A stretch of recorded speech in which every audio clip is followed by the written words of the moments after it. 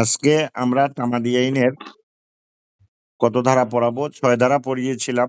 Legal disability. Legal disability কয় প্রকার, কয় ধরনের, অর্থাৎ লিগ্যাল ডিসেবিলিটির বিষয়বস্তু কয়টি? 3টি। মাইনর, বিষয়বস্তু ইনফ্যান্স, ইডিয়ট। এবং এই 3 ধরনের অযোগ্যতা দেখা দিলে কি হবে?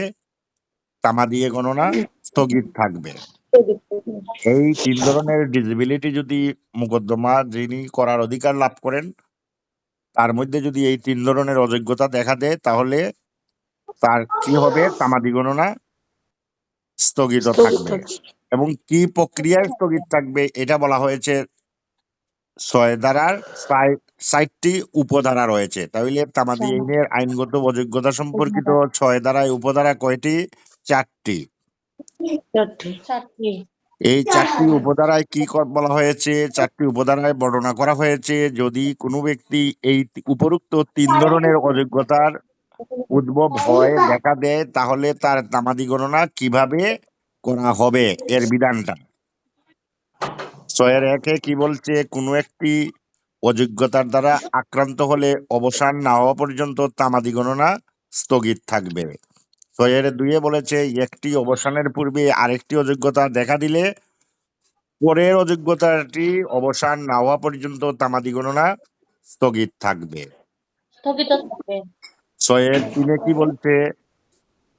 আক্রান্ত অবস্থায় যদি কোনো ব্যক্তি মারা যায় তাহলে তার পরিবর্তে বৈধ প্রতিনিধির কাছে হস্তান্তর হবে।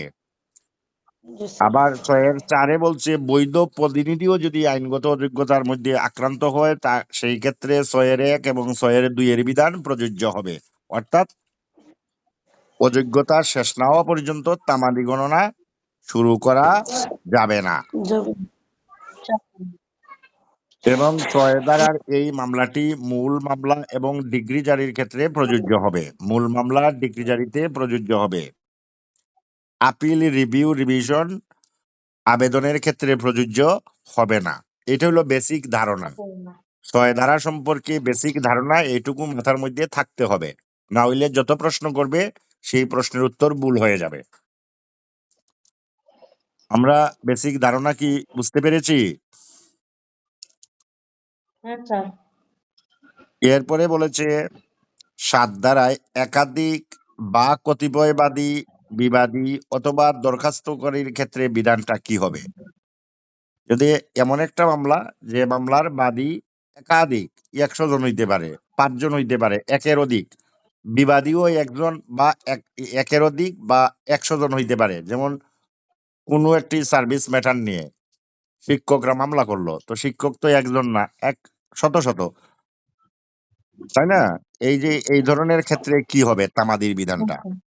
যদি বাদী বা বিবাদী একের অধিক হয় তখন তামাদি আইনের বিধান হচ্ছে সকল বাদী বা বিবাদীর পক্ষে যে কোনো একজন মামলা পরিচালনা কি করতে পারবে? মামলা দায়ের করতে পারবে এবং তামাদি গণনা স্থগিত থাকবে না। মনে করো 100 জন বাদী ছিল বা 100 জন বিবাদী ছিল, 100 জন তো একসঙ্গে পাগল হয় নাই, 100 জন তো একসঙ্গে আইনগত অযোগ্যতা দেখা দেয় নাই।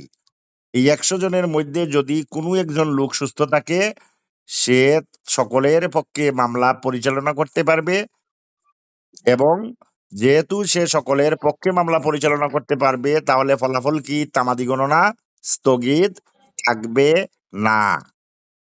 আমরা এই কথার দ্বারা কি বুঝলাম?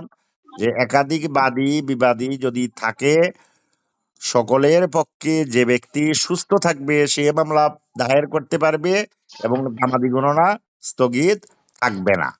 ক্লিয়ার? তাহলে ধারা 7-এর বক্তব্য হইল যে আমরা 6 নম্বরে বলেছি 3টি অযোগ্যতা দেখা দিলে কি হবে? ফলাফল কি হবে বলো? 6 ধারা মোতাবেক 3টি অযোগ্যতা দেখা দিলে তামাদি গণনা স্থগিত থাকবে। 7 নম্বরে এসে বলছি যে এই যে স্থগিত থাকবে এইটা তো বলেছিলাম একজন বাদী বা বিবাদীর ক্ষেত্রে। 6 ধারা প্রযোজ্য বলছিল, প্রযোজ্য না, আলোচনা হচ্ছিল একজন বাদী বা বিবাদীর আইনগত অযোগ্যতা দেখা দিলে তামাদি আইনের ফলাফলটা কি? তামাদি আইনের ফলাফল স্থগিত থাকবে। 7 নম্বরে বলছে বাদী বা বিবাদী যদি একাধিক হয় তখন তামাদি গণনার ফলাফল কি হবে? বলছে যে 7 ধারায় বলছে বাদী বা বিবাদীর মধ্যে যদি একজন সুস্থ থাকে সে কি করতে পারবে? সকলের পক্ষে মামলা দায়ের করতে পারবে। যেহেতু সে মামলা দায়ের করতে পারবে তাহলে তামাদি গণনার ফলাফল কি হবে বলো? তামাদি গণনা কি হবে? চলবে। এর মানে উল্টা উল্টা বিপরীত, হ্যাঁ, বিপরীত কথা হবে যে তামাদি গণনা স্থগিত থাকবে না। বলছি 6 নম্বর ধারাতে আমরা কি পড়েছি? 3 ধরনের অযোগ্যতা দেখা দিলে তামাদি গণনা কি হয়? আমার সঙ্গে প্রশ্ন উত্তর করবা। এই 3 ধরনের অযোগ্যতা দেখা দিলে তামাদি গণনা কি হয় বলো? স্থগিত থাকবে। এটা আমরা 6 ধারায় পড়েছি। লিগ্যাল ডিসেবিলিটি মানে এইটার ফলাফল। লিগ্যাল ডিসেবিলিটির ফলাফল তামাদি গণনা স্থগিত। 7 নম্বরে বলছে যে এই 6 নম্বর তো কোনো একজন বাদী বা বিবাদীর ব্যাপারে বলেছে। 7 নম্বরে বলেছে ধরেন বাদী অনেক হলো কিংবা বিবাদী অনেক হলো, তখন তামাদির ফলাফল কি হবে? 100 জন বাদী আছে, 100 জন বিবাদী আছে, তাদের কারু কারুর মধ্যে কি হয়ে গেল?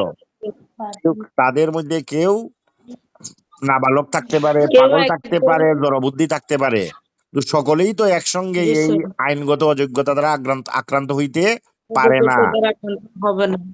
তো তাদের মধ্যে যে সুস্থ থাকবে, ভালো থাকবে, আইনগত মামলা দায়েরের ক্ষমতা থাকবে, সে মামলা দায়ের করতে পারবে। ফলে কি হইলো?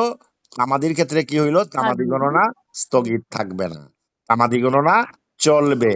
7 নম্বরের বক্তব্য, একাধিক বাদী বিবাদীর ক্ষেত্রে যে কোনো একজন যদি মামলা দায়ের করতে পারে তাহলে তামাদি গণনা কি হবে বলো?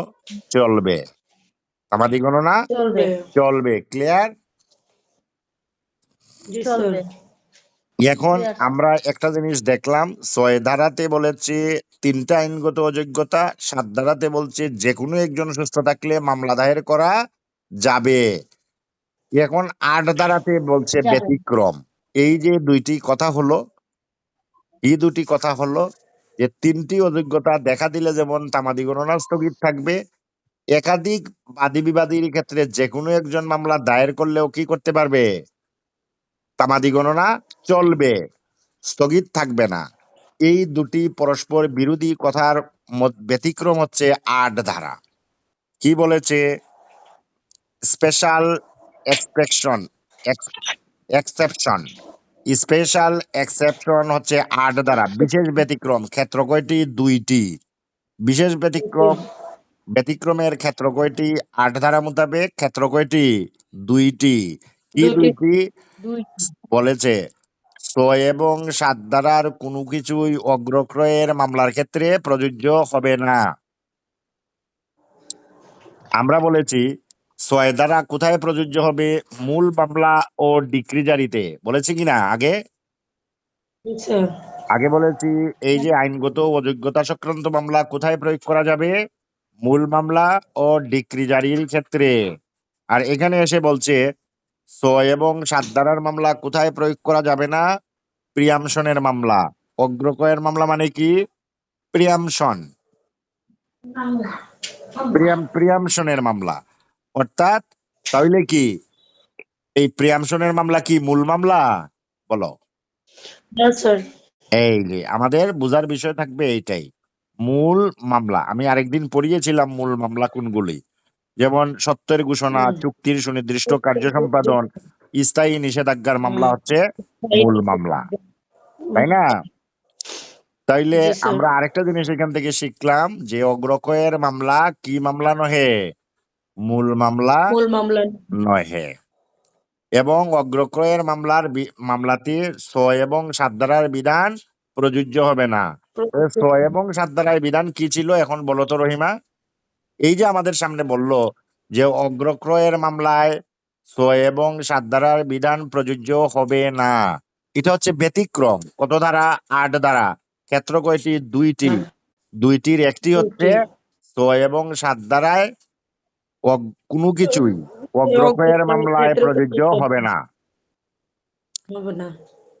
তাহলে জি স্যার। আমরা ওই যে 6 এবং 7 ধারার কোনো কিছুই অগ্রক্রয়ের মামলায় যে বলছে প্রযোজ্য হবে না, তাহলে 6 এবং 7-এর জি। বিধান কি? একটা লাইনে অল্প কথায় বলো তো দেখি, বলো। 6 এর বিধান হচ্ছে যে 4টি ক্ষেত্রে আইনগত অযোগ্যতার কথা বলা হইছে। ভুল হইছে 3টি ক্ষেত্রে। না, ওই 3টি অযোগ্যতা যে 4টি ক্ষেত্রে বলা হইছে ওগুলা না, ওই 8 ধারার আবার হইছে বিধানে না। 3টি ওই অযোগ্যতা ওই 3টি 4টি উপধারায় বর্ণনা করা হয়েছে। হ্যাঁ, জি স্যার। যে 3টি অযোগ্যতার কথা 6 ধারার 4টি উপধারায় বলা হয়েছে, ওই 3টি অযোগ্যতা অগ্রক্রয়ের ক্ষেত্রে প্রযোজ্য হইবে না। আর 7 আর ধারায় 7 ধারায় হচ্ছে যদি বাদী একাধিক ব্যক্তি হয়, তাদের মধ্যে থেকে বিবাদী। বাদ বিবাদী যদি একাধিক হয়, তাদের মধ্যে যে কেউ একজন যদি তাদের পক্ষ হয়ে মোকদ্দমা পরিচালনা করার মতো যোগ্যতা সম্পন্ন হয়, তাহলে তামাদি স্থগিত থাকবে না, তামাদি গণনা চলবে। আর এই জিনিসটা অগ্রক্রয়ের ক্ষেত্রে প্রযোজ্য হবে না। রাইট। তাহলে অগ্রক্রয়ের মামলায় কি করা যাবে না? এই যে আইনগত অযোগ্যতা অগ্রক্রয়ের মামলায় প্রযোজ্য হবে না। তাহলে প্রশ্ন যদি ধারার এমসিকিউতে ভিতরে আছে, কোন ধরনের মোকদ্দমায় আইনগত অযোগ্যতা প্রযোজ্য নহে, প্রশ্ন দিয়ে দিল তথ্য ঘোষণা, জি, সুনির্দিষ্ট কার্য সম্পাদন, স্থায়ী নিষেধাজ্ঞা, অগ্রক্রয়ের মামলা, তাহলে উত্তরটা কি হবে? অগ্রক্রয়ের মোকদ্দমা। অগ্রক্রয়ের। তাইলে ওই জিনিসটা ক্লিয়ার না হইলে এই উত্তরটা তো তুমি দিতে পারবে না, তাই না? জি, জি স্যার। এর পরের 2 নম্বর ব্যতিক্রম কি? কোনো ব্যক্তি যদি তার সম্পূর্ণ তামাদি সময়সীমা বৈধ ও অপারগতার মধ্যে শেষ হয়ে যায়, অবসানের পর সেই ব্যক্তি সর্বোচ্চ 3 বছর সময়সীমা পাবে। এটা কি বুঝছো বলো তো? স্যার কাইন্ডলি আরেকবার বলেন। বুঝছি না স্যার। আমরা যে 8 নম্বর ধারায় বললাম ক্ষেত্র কয়টি? 2টি। একটা ক্ষেত্র দুইটি। আলোচনা করলাম যে 6 এবং 7 ধারার কোনো কিছুই অগ্রক্রয়ের মামলায় প্রযোজ্য হবে না। এরপরে 2 নম্বর ক্ষেত্র কি? যে কোনো ব্যক্তি যদি তার সম্পূর্ণ তামাদি সময়সীমা বৈধ অপারগতার মধ্যে শেষ হয়ে যায়, অবসানের পর সেই ব্যক্তি সর্বোচ্চ 3 বছর সময়সীমা পাবে। 3 বছর পর মামলা দায়ের করলে উক্ত মামলা কি হবে? খারিজ হবে। এর মানে কি? বৈধ ও পারগতা শেষে তামাদি সময় 3 বছরের কম বা বেশি থাকলে সেক্ষেত্রে তাহাই থাকবে। অর্থাৎ কোনো ব্যক্তি আইনগত অযোগ্যতা দেখা দিয়েছে, কোনো ব্যক্তি নাবালক ছিল, সাবালক হওয়ার পর কত বছরের মধ্যে মামলা দায়ের করতে হবে? 3 বছরের 3 মধ্যে। বছর। 3 বছর পরে যদি মামলা দায়ের করে, মামলার ফলাফল কি? খারিজ। খারিজ। কোনো ব্যক্তি পাগল ছিল, সুস্থ হওয়ার পর কত দিনের মধ্যে মামলা দায়ের করতে হবে? 3 বছরের মধ্যে। 3 বছরের মধ্যে মামলা দায়ের করতে হবে। 3 বছর পরে যদি মামলা দায়ের করে, মোকদ্দমার ফলাফল কি? খারিজ। কোনো ব্যক্তি জড়বুদ্ধি ছিল, নির্বুধ ছিল, ইডিয়ট ছিল, সে যখন ইডিয়ট থেকে সেন্সেবল হইল, মানে বুধ সম্পন্ন হইল, বুধ সম্পন্ন হওয়ার পর থেকে কতদিনের মধ্যে সে মামলা দায়ের করতে হবে বলো? বছরের মধ্যে। কতদিনের মধ্যে?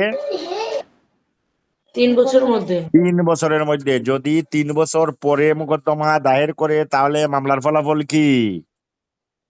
খারিজ। খারিজ। এই দুটি ব্যতিক্রম কোথায় রয়েছে? তামাদি আইনের 8 ধারায়। তামাদি আইনের 8 ধারায় বলেছে যে অগ্রক্রয়ের মামলায় 6 এবং 7 ধারার বিধান প্রযোজ্য হবে না। এর মানে কি? অগ্রক্রয়ের মামলার মধ্যে লিগ্যাল ডিসেবিলিটির কোয়েশ্চন উত্থাপন করা যাবে না। তাহলে কোন ধরনের মামলায় লিগ্যাল ডিসেবিলিটি উত্থাপন করা যাবে না? অগ্রক্রয়ের মামলায়। আর কি? কোনো ব্যক্তির তামাদি সময় শেষ হওয়ার পর কতদিনের মধ্যে মামলা দায়ের করতে পারে? উত্তর কি হবে? 3 বছরের মধ্যে। মধ্যে। এই কথাটা লিখতে হবে, 3 বছরের মধ্যে। মধ্যে। 3 বছর পরে যদি তামাদি সময় শেষ হওয়ার 3 বছর পরে যদি কোনো ব্যক্তি মোকদ্দমা দায়ের করে, মোকদ্দমার ফলাফল কি? বলো। তোমার ফলাফল খারিজ। খারিজ। খারিজ। তবে এই যে 3 বছরের মধ্যে মোকদ্দমা দায়ের করতে বলেছে, এই 3 বছরের মধ্যে কিছু সময় বাদ যাবে। 8 ধারায় 3 বছর সময়কাল থেকে বাদ যাবে কি কি? প্রশ্ন লেখো। 8 ধারায় 3 বছর সময়কাল থেকে বাদ যাবে কি কি? ধারায় 3 বছর সময়কাল থেকে বাদ যাবে দুইটা জিনিস। বাদ যাবে যাবে দুইটি ক্ষেত্র। কয়টি ক্ষেত্র? দুইটি ক্ষেত্র। দুইটি ক্ষেত্র। কি কি? স্যার, 1 নাম্বার হচ্ছে, সময়কাল বাদ যাবে। হ্যাঁ, ক্ষেত্র কয়টি? দুইটি। ক্ষেত্র কয়টি? দুইটি। কয়টি? দুইটি। জি স্যার।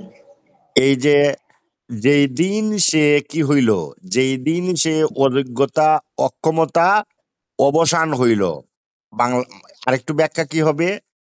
নাবালক যেই দিন সাবালক হইল, ওই দিন তামাদি গণনা থেকে কি হবে?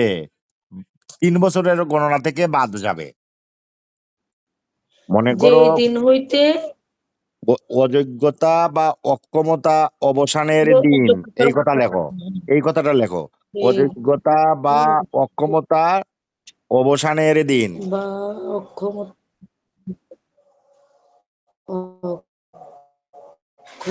অক্ষমতার অবসান হইল। অবসানের দিন। অবসানের দিন, হ্যাঁ। অবসানের দিন কি হবে? 3 বছর থেকে বাদ যাবে। জি স্যার। 3 বছর জি থেকে বাদ বুঝছি স্যার। যাবে। হ্যাঁ। 2, মৃত্যুর ফলে মৃত্যুর দিন। মৃত্যুর ফলে মৃত্যুর দিনটি 3 বছর থেকে বাদ যাবে। আমরা ওখানে পড়েছিলাম না মৃত্যু যে অযোগ্যতায় আক্রান্ত ব্যক্তি যদি মারা যায়, তো ওইরকম মনে করো মারা গেল, তো তার বৈধ প্রতিনিধি আসবে। বৈধ প্রতিনিধির কাছে মৃত্যুর ফলে মৃত্যুর দিনটি তামাদি গণনা থেকে কি হবে? বাদ যাবে। বাদ বাদ যাবে। কারণ এটা ক্লিয়ার যে অযোগ্যতা অবসানের পর কত সময় পাবে? 3 বছরের মধ্যে মামলা দায়ের করতে হবে। তবে এই 3 বছরের জি মধ্যে স্যার। এই দুইটা দিন বাদ যাবে।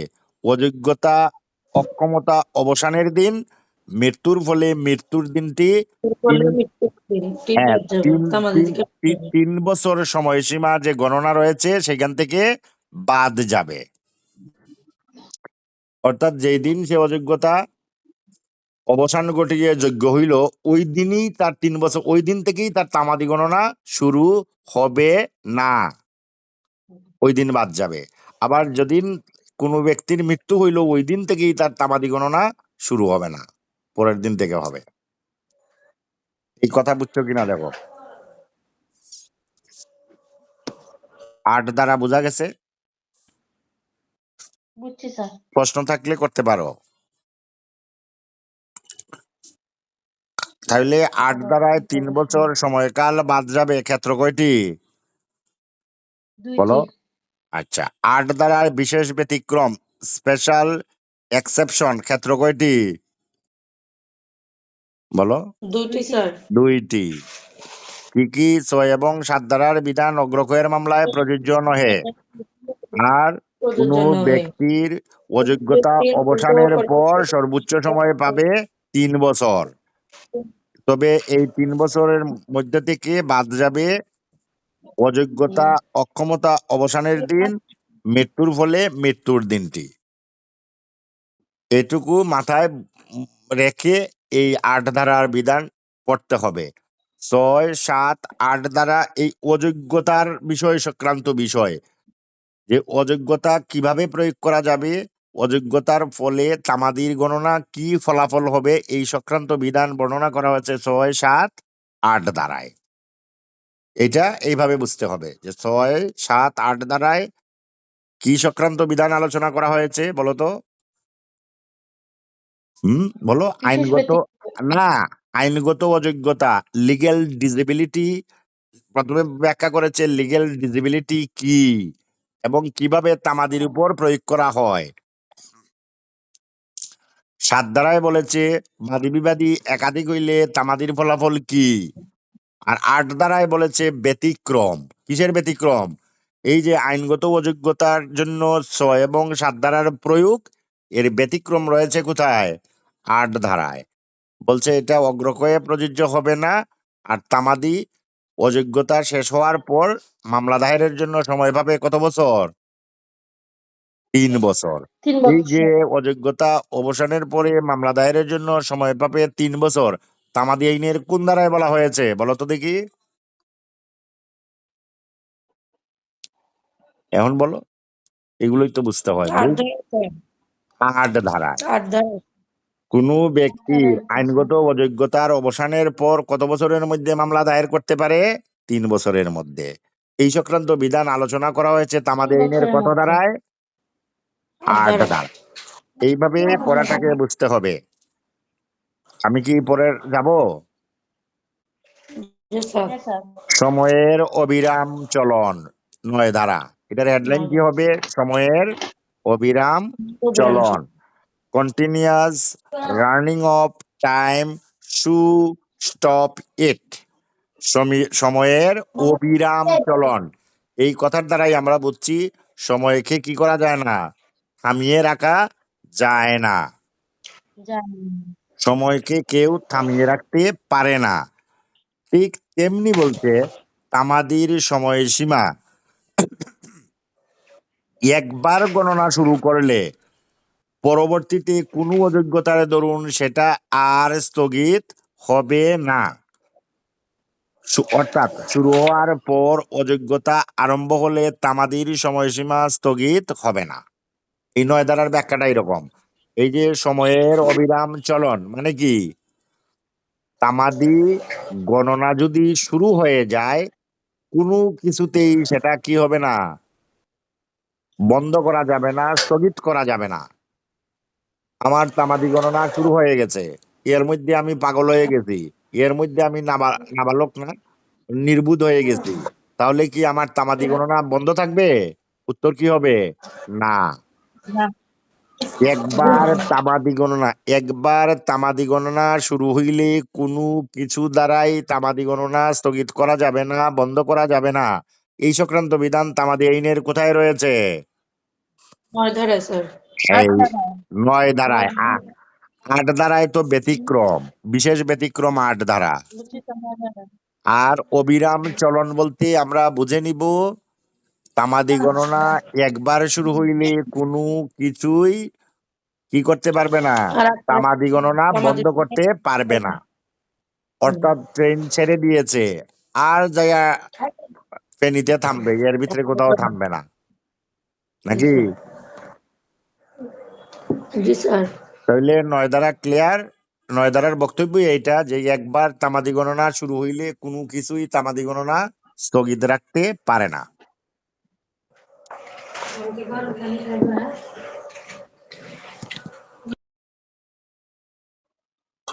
আচ্ছা, আমরা এতক্ষণ এই যে তামাদির বিধানগুলো পড়লাম ৬, ৭, ৮, ৯, আমরা দেখলাম। আমরা আবার একটু রিভিশনে যাচ্ছি। আমরা কি দেখেছি? লিগেল ডিসেবিলিটি দেখা দেয় ৩টি ক্ষেত্রে তামাদি গণনা স্থগিত থাকবে। এক বা একাধিক বাদী বিবাদী থাকলে যে কোনো একজন মামলা দায়ের করলে তামাদি গণনা চলবে। ব্যতিক্রম বলবে জি রয়েছে স্যার। ৮ ধারায়। তামাদি গণনা আইনগত যোগ্যতা শেষ হওয়ার পর একজন ব্যক্তি মামলা দায়েরের জন্য সময় পাবে ৩ বছর। আর বললাম ৯ ধারাতে বললাম সময়ের অবিরাম চলন মানে কি? একবার তামাদি গণনা শুরু হইলে কোনো কিছু দ্বারা তামাদি গণনা স্থগিত করা যাবে না, বন্ধ করা যাবে না। এইটা আমরা তামাদির প্রয়োগ দেখলাম। এখন আমরা দেখব কোথায় তামাদি মেয়াদ প্রযোজ্য নয়, কোথায় তামাদি মেয়াদ নাই, কোন মামলায়, কোন ধরনের মামলায় তামাদি মেয়াদ নাই। এটা একটা আনকমন প্রশ্ন। আমরা বলবো ট্রাস্টি বা তাদের প্রতিনিধির বিরুদ্ধে মামলায় তামাদি মেয়াদ নাই। ট্রাস্টি ধারা ১০। ট্রাস্টি প্রকাশ্য ওসি, বাংলা হলো প্রকাশ্য ওসি, ধারা ১০ প্রকাশ্য ওসি বা তাহাদের প্রতিনিধির বিরুদ্ধে মামলা করার জন্য কোনো তামাদি মেয়াদ আছে কি? উত্তর কি হবে? নাই। নাই। উত্তর নাই। আবারও বলি, দাতব্য ট্রাস্টের মামলার ক্ষেত্রে ট্রাস্টি বা তার প্রতিনিধির বিরুদ্ধে মামলা দায়েরের কোনো তামাদি মেয়াদ নাই। এই যে দাতব্য ট্রাস্ট বা তাদের প্রতিনিধি বিরুদ্ধে মামলা, সিপিসির কত ধারা? 92 ধারা। সিপিসির কত ধারা? 91, 92। 92 পরে আসছিলাম না আমরা? জি স্যার। 91, 92 সিপিসির 91 নয়সেন্স গণ উৎপাত, ব্যক্তিগত পাবলিক উৎপাত, নয়। গণ উৎপাত এবং 92 ধারায় জনসাধারণের দাতব্য প্রতিষ্ঠান, পাবলিক চ্যারিটেবল ট্রাস্ট। এই যে পাবলিক চ্যারিটেবল ট্রাস্টের বললে আমরা কি বুঝবো? এটা কি ধরনের ট্রাস্ট? সরকারি ট্রাস্ট। এটা কি ধরনের ট্রাস্ট? সরকারি সরকারি ট্রাস্ট। ট্রাস্ট। এই 92 ধারার মামলা দায়েরের ক্ষেত্রে কি বলছে? তামাদি সময়ে নাই। এই মামলা কে করবেন? অ্যাটর্নি জেনারেল বা তার পক্ষে সংশ্লিষ্ট 2 বা ততোধিক ব্যক্তি। ট্রাস্টির অপসারণ, ট্রাস্টির নিয়োগ, ট্রাস্টির হিসাব পরীক্ষা, ট্রাস্টির সম্পত্তির বিনিয়োগ, এই সম্পর্কিত বিষয়ে মামলা দায়ের করতে পারেন কে? Attorney general. আরেকটা বিষয়ে করতে পারেন 91 ধারায় গণ উৎপাত, নোয়েসেন্স। এবং এই নোয়েসেন্স হইল কি 2 প্রকার, ব্যক্তিগত উৎপাত আর গণ উৎপাত। পাবলিক। হ্যাঁ, সিআরপিসির 144 ধারা। ব্যক্তিগত উৎপাত বন্ধ করার জন্য সিআরপিসির 144 ধারা প্রয়োগ করতে পারেন। আর গণ উৎপাত বন্ধ করার জন্য পেনাল কোডের 268 ধারা প্রয়োগ করিতে পারেন। অ্যাটর্নি জেনারেল বা তার পক্ষে 2 বা ততোধিক ব্যক্তি মোকদ্দমা দায়ের করতে পারেন। এই যে এখানে বলা হয়েছে এই ট্রাস্ট বা তার প্রতিনিধির বিরুদ্ধে মামলা দায়েরের কি কোনো তামাদি মেয়াদ রয়েছে? না স্যার। হ্যাঁ, অর্থাৎ আমরা বুঝলাম সরকারি ট্রাস্টের ক্ষেত্রে মামলা দায়েরের ক্ষেত্রে কোনো তামাদি মেয়াদ নাই। তো যেহেতু নাই। আমি এখানে বলেছি যে সরকারি ট্রাস্টের বিরুদ্ধে মামলা দায়েরের জন্য তামাদি মেয়াদ নাই, তাহলে তার বিপরীত শব্দ কি? প্রাইভেট ট্রাস্টের তামাদি মেয়াদ প্রযোজ্য। উত্তরটা কি হবে? প্রশ্নটা বুঝতে হবে যে সরকারি ট্রাস্টের মামলা দায়েরের ক্ষেত্রে কি নাই? তামাদি মেয়াদ নাই। নাই। নাই। তাইলে প্রাইভেট ট্রাস্ট যেগুলো রয়েছে, যেমন প্রাইভেট ট্রাস্ট, আমার বাবার নামে একটা ট্রাস্ট করলাম, তোমার দাদার নামে তুমি একটা ট্রাস্ট করেছিলে, এইখানে দুর্নীতি হয়েছে, ক্ষতিগ্রস্ত হয়েছে, কারো অধিকার ক্ষুণ্ণ হয়েছে, এর বিরুদ্ধে মামলা দায়েরের কোনো তামাদি মেয়াদ রয়েছে। প্রাইভেট ট্রাস্টের মামলা দায়েরের ক্ষেত্রে তামাদি মেয়াদ রয়েছে, কিন্তু সরকারি ট্রাস্টের মামলা দায়েরের ক্ষেত্রে তামাদি মেয়াদ নাই। নাই। নাই। এইখানে 10 ধারার বক্তব্য এইটাই যে ট্রাস্টের ক্ষেত্রে, সরকারি ট্রাস্টের মামলা দায়েরের ক্ষেত্রে তামাদি মেয়াদ রয়েছে, নাই, সরি, তামাদি মেয়াদ নাই। আর প্রাইভেট ট্রাস্টের ক্ষেত্রে তামাদি মেয়াদ রয়েছে, নাকি? হ্যাঁ স্যার।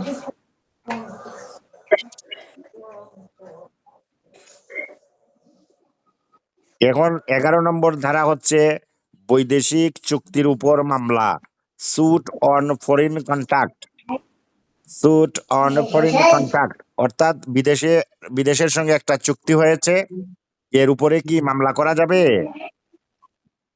বৈদেশিক চুক্তির না। উপর কি মামলা করা যাবে? কি হবে উত্তর? জানি না স্যার। বিদেশে বৈদেশিক চুক্তির উপর কি মামলা করা যাবে? যাবে স্যার। কখন, কিভাবে বলো?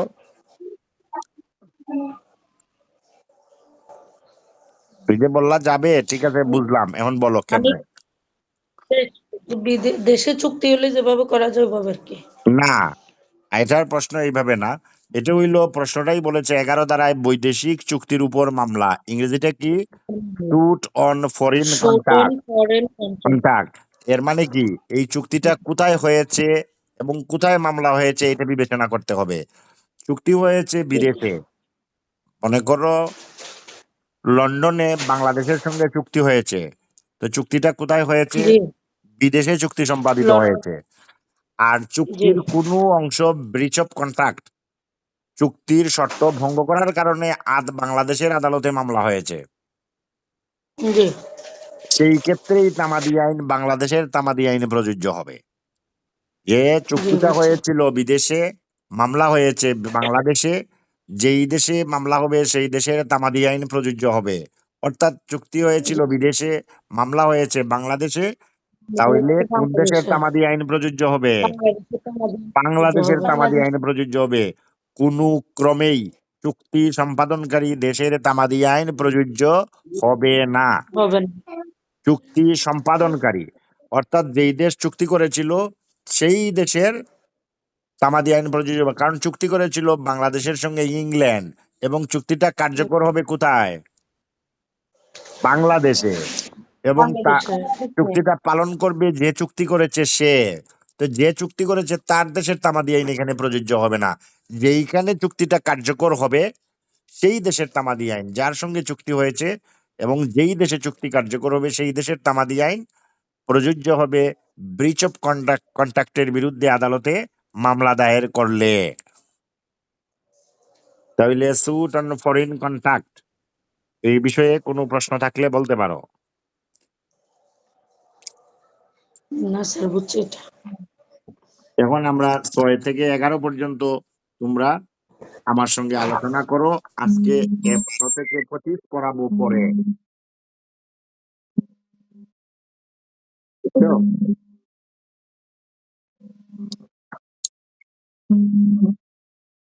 আমি বলেছি তোমাদের বুঝতে অসুবিধা কিনা এটা বলো। আমি অনেকটা এমসিকিউ সহ বলে দিয়েছি।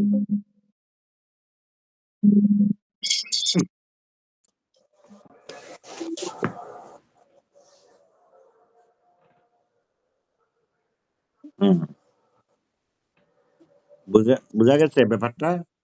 তাহলে 6 হ্যাঁ স্যার থেকে 11 পর্যন্ত, আবার 1 থেকে 11 পর্যন্ত আমি কালকে রাত্রে আবার পড়াবো।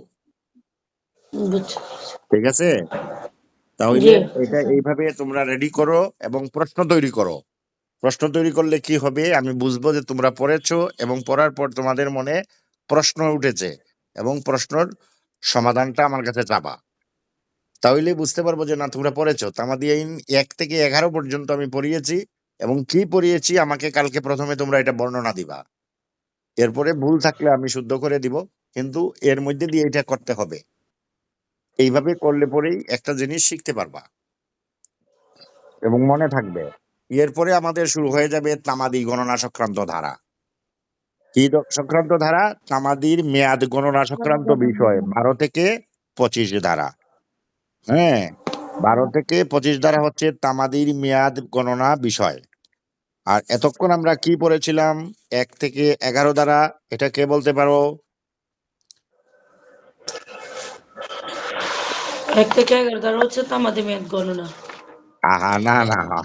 তামাদির বিষয়, তামাদির বিষয় এবং কিভাবে প্রয়োগ করা যায় এক সংক্রান্ত বিধিবিধান 1 থেকে 11 11 পর্যন্ত। ওই তামাদির বিষয় মানে তামাদি একটা আমাদের বিষয় জি matter, স্যার। এই তামাদিটা কিভাবে কোথায় প্রয়োগ করা যায় এই সংক্রান্ত বিধান পড়েছি। আর এখন জি পর্ব কিভাবে এই তামাদি গণনা কইরা বাদ দিব, কিভাবে তামাদি গণনা করব। এটা বাদ 12 থেকে জি 25 দ্বারা। এটা আগামী 12 ক্লাসে থেকে আমরা পড়বো, তোমরা রিভিশন দিয়ে রাখবা।